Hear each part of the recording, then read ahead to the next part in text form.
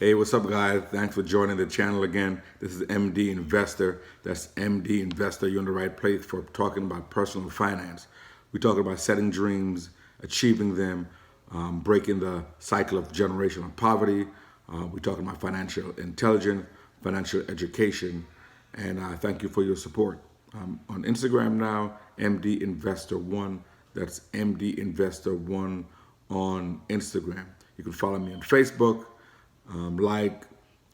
Definitely subscribe. We appreciate the help. And questions if you want to in the comments. So today we're going to talk about assets versus liabilities. Very important topic. Very, very important topic. A lot of us have just been miseducated. Assets versus liability. Let's talk about the definition. What is an asset? What is an asset? You know, you listen to Robert Kiyosaki, the writer of Rich Dad, Poor Dad, and he said basically an asset is something that puts money in your pocket. Simple. An asset is something that puts money in your pocket. And a liability? Liability is something that takes money out of your pocket. Easy, simple to remember. So an asset is something that puts money in your pocket, and a liability is something that takes money out of your pocket. We've been miseducated, as I mentioned before. Absolutely. We've been absolutely miseducated on this topic.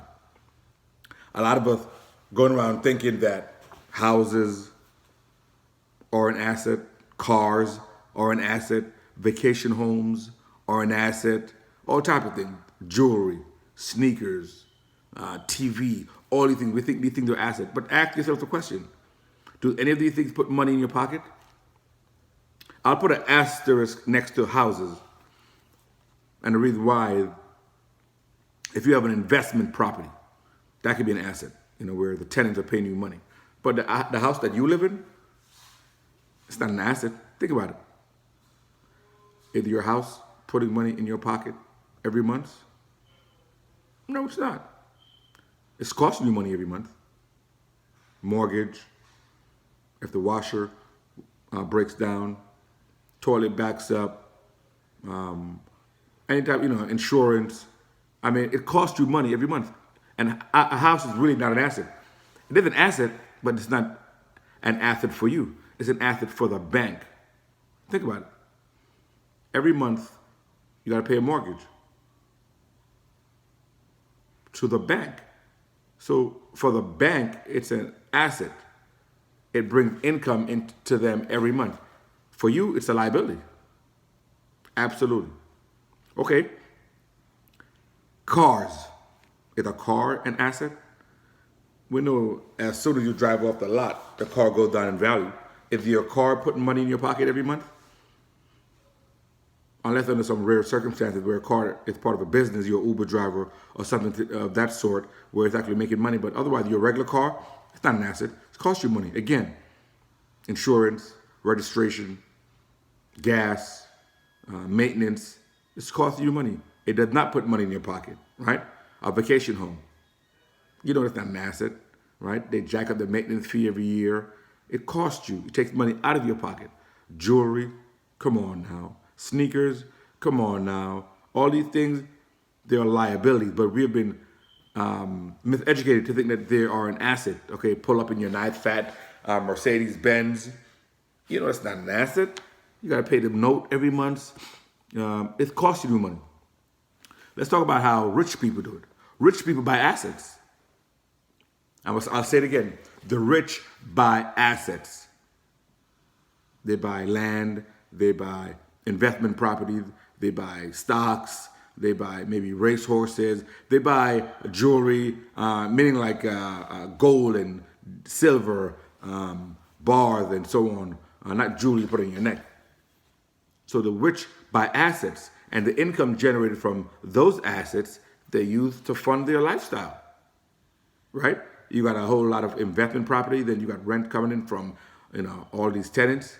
Now you could go take that money and go buy a Mercedes or go take a vacation, or go take a cruise. It's not like you working for it. Your assets is actually working for it. But we try to follow what rich people do by buying the same Mercedes they're doing. But while they're paying for it with assets, we're working and breaking our backs and paying for it.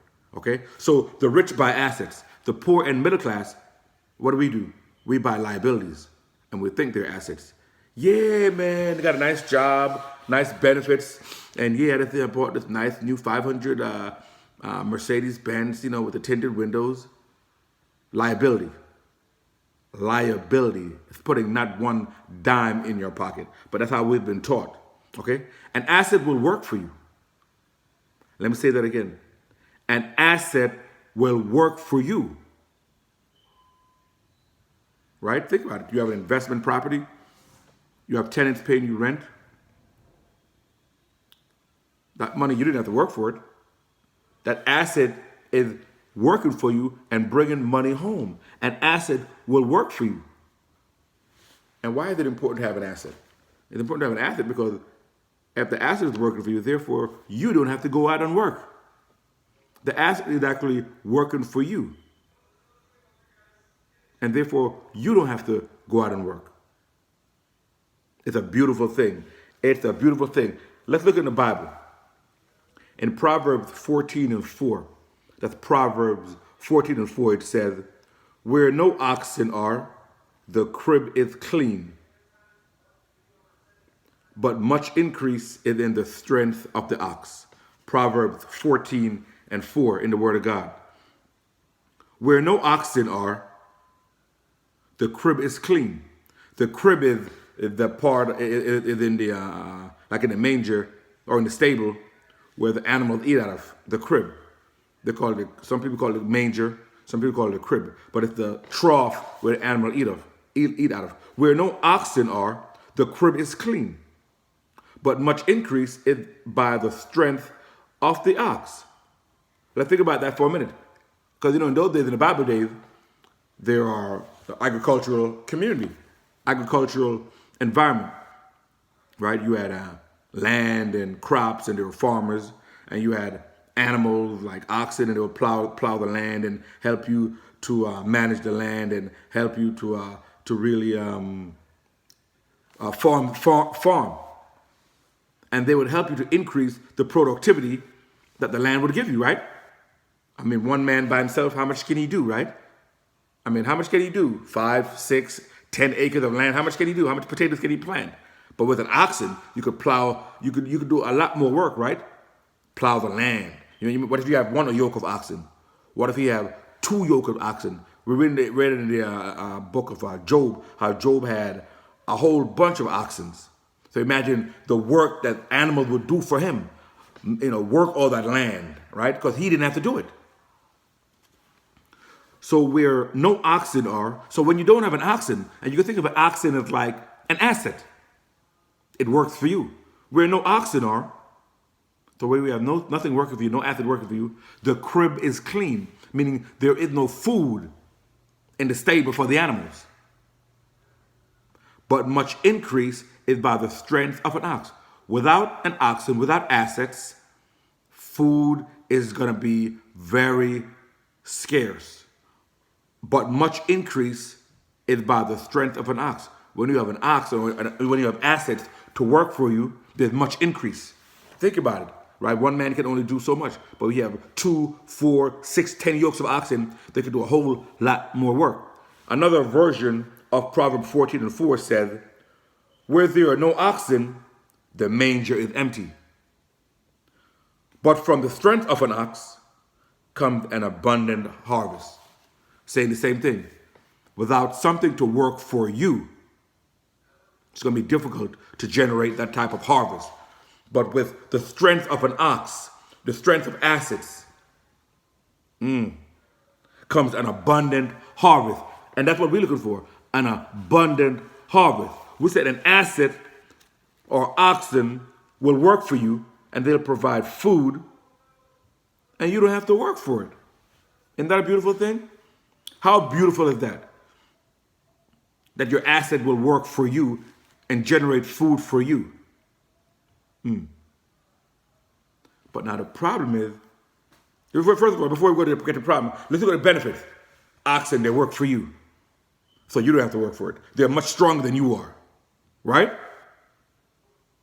2,000-pound animal with power and muscles, right? And they could work, they don't get sick and they don't take days off and they don't need, time off to go take their kids here and there. They are strong, powerful animals and they are under your command and they will work for your benefit. But the problem is, how are you going to get them? They're not free, right? You don't have to go walk around and there's an oxen, I'll take him. There's another yoke of oxen, I'll take him. No, you have to go get or somehow obtain or buy oxen. They cost. They cost. So therefore, you have to make an initial sacrifice to purchase this wonderful oxen or this wonderful asset that's going to be able to work for you and generate revenue for you. That's where your job comes in. Your job is not just to make other people rich, paying the bills, the Con Ed bills, and paying your rent, paying the food, and all these things, and then have nothing left over and living paycheck to paycheck. The purpose of your job is to generate income so you can use some of that income to buy assets. And gradually over time, those assets will build up and carry more of the weight of your lifestyle. Initially, the oxen are small, the oxen are young. You can't burn them with too much weight, right? Think about it. You can have a small amount of asset. It's not going to be able to pull your entire household requirement. What I mean by that is that it's not going to be able to generate the amount of income you need so you can stop working. Not yet. But you got to gradually build it up, okay? Whether you have one apartment building, maybe you have a one duplex, you might not be able to retire, but you buy a second duplex, you buy a triplex, you buy a fourplex, you buy maybe a small apartment building, and that's how it mushrooms and it generates more and more income, and gradually, that's how it begins to carry more of the weight. So the sacrifice initially to get the oxen, and that's why we say you got to live below your means, so you can have a margin and that extra money used to buy assets. Initially the sacrifice, but you get to reap the rewards later on when you see your assets pulling the weight for you. And with enough assets, you actually don't have to work. With enough assets, you don't have to work. With enough assets generating income, it absolutely replace your job. Absolutely. With enough assets generating enough income, you can replace your job and you don't have to work anymore. That is a wonderful thing, and it's a goal to strive for. And that's why it was very important that we established initially about setting goals, dreams. What are your goals and dreams? What do you desire? What are you working toward? If your goal or dream one day is to retire, well, how am I going to do it? Well, I'm going to do it by generating assets. I'm going to do it by living off my assets. How are you going to live off your assets? Well, first I got to buy some assets. How am I going to buy some assets? Well, before you buy assets, you got to have a margin. You can't be living at your income level because there's nothing left over to buy assets. But if I'm living below my income level, then the difference, I use to buy assets every month, buy an asset every month, and this begins to generate more and more until it gets to the point where it replaces my income, and then you have option whether you want to keep working or not. You see, we see this problem with athletes that go broke. We know their names. They go broke after making hundreds of millions of dollars, whether it's boxing or basketball or any of the sports, football, you can think about it. And they live high off the hog, as you would say. They live at or above their means, right? You make $1 million a year, they live like they're making $2 million a year. You make $5 million a year, they live like they're making $10 million a year. And they think it's going to continue forever, but it doesn't. When the gravy train stops, or when the tide goes out, like Warren Buffett said, you see who's really been skinny dipping and they ain't got no clothes on. When the tide goes out, you see who's skinny dipping and they have no clothes on. So, just a quick video, guys, to let you know that assets, is something that put money in your pocket. Liabilities, something that takes money out of your pocket. Our job is to obtain assets, ever increasing assets that can generate income and give us the option of whether we want to continue to work or not. Okay? There's a quick video, guys. We want you to continue to follow, continue to subscribe, send this information to people you think may benefit. Follow us on Facebook. We're on Instagram, MD Invest One, MD Investor One, MD Investor One. Okay, guys? Thank you very much for the support, and I'll see you in the next video.